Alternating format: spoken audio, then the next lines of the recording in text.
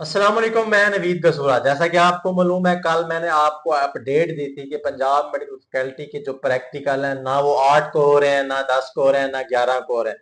वो होने जा रहे हैं ईद के बाद। अभी 1 घंटा पहले अपडेट आई है मेरे पास, जिसमें उनका यही कहना था कि ईद के फौरन बाद, यानी कि बकरा ईद के फौरन बाद वो प्रैक्टिकल स्टार्ट कर देंगे। अब बात करते हैं ये किस तरह प्रैक्टिकल होंगे, कौन कौन से सब्जेक्ट के होंगे, क्या लिखवाएंगे, क्या सुनेंगे, क्या बोर्ड से बन कराएंगे सवाल, और इसके अलावा और कितनी प्रैक्टिकल कॉपीज हैं और कितने दिन ये तमाम तर सिस्टम चलेगा। और जो स्लिप्स हैं वो ईद के पहले भी आ सकती हैं। तो ये तमाम तर स्टूडेंट्स अपनी तवज्जो में रखें, अपने नोटिस में डाल के रखें, अपनी प्रैक्टिकल कॉपीज बनाते रहें। अब बात करते हैं, आपको मालूम है डिस्पेंसर, रेडियोग्राफी, ओटीटी, कि जितने भी एफएससी इक्वल प्रोग्राम है उनके 3 प्रैक्टिकल है। अप्लाइड साइंसेस ले लें, बेसिक मेडिकल साइंसेस ले लें और टेक्निक्स ले लें। बाकी बात रही एमएलटी की, एमएलटी तो वैसे उनकी प्यारी टेक्निक है, उनके सिलेबस में इशू बनाया था उन्होंने, फिर पेपर के टाइम इशू बनाया था।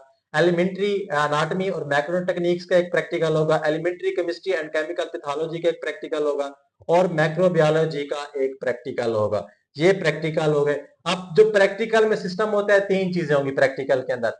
एक होगा परफॉर्मेंस, जो आपने फिजिक्स केमिस्ट्री के अंदर पढ़ेंगे, जो बेसिक मेडिकल साइंस के अंदर आपने चीजें देखी होंगी, वो चीजें आपसे दिखाई जाएंगी, या आपको कहा जाएगा कि ये चीजें हमें बना के दिखाएं या वो उठा के दिखाएं। तो इस तरह परफॉर्मेंस आपसे करवा सकते हैं। एक चीज तो ये हो गई। और दूसरी चीज जो होगी वो रिटर्न होगा। वो रिटर्न कुछ ना कुछ आपको क्वेश्चन लिखा दिए जाएंगे। आप सिलेबस के अंदर जाएं, अगर जो पंजाब मेडिकल फैकल्टी का सिलेबस है उनके अंदर उन्होंने प्रैक्टिकल्स के अंदर डाले हुए हैं 8-10 टॉपिक्स, उनके हवाले से आपको क्वेश्चन लिखवाएंगे। और थर्ड चीज आ जाती है वैवा। वो आपसे वैवा के क्वेश्चन करेंगे, बेसिक जो बेसिक एनाटॉमी, यानी कि जो भी सब्जेक्ट होगा उसके हवाले से आपको क्वेश्चन करेंगे, सवालात जवाबात होंगे। ये तो हो गए प्रैक्टिकल। अब मैं कहता हूँ फेडरल बोर्ड का जो सिस्टम था वो क्या करते थे। फेडरल बोर्ड का सिस्टम ये था, 50 नंबर का प्रैक्टिकल होता था ओवरऑल, काफी 5-5, 10-10 नंबर इसके मिला लिए।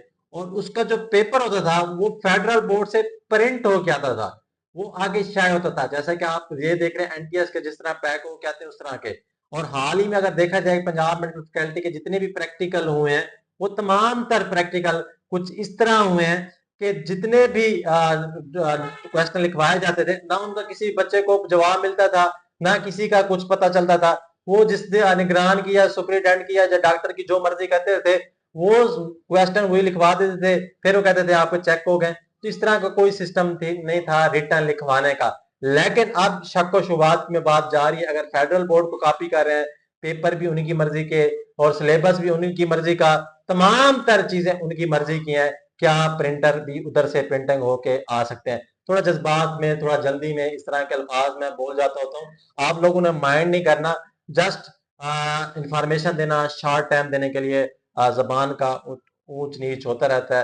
तो इसलिए तब तक के लिए इतने। इंशाल्लाह आपको कोई और अपडेट चाहिए, कोई और इन्फॉर्मेशन चाहिए होगी, आपने लाजमी पूछना है। फिलहाल के लिए इतना ही। अल्लाह के बाद।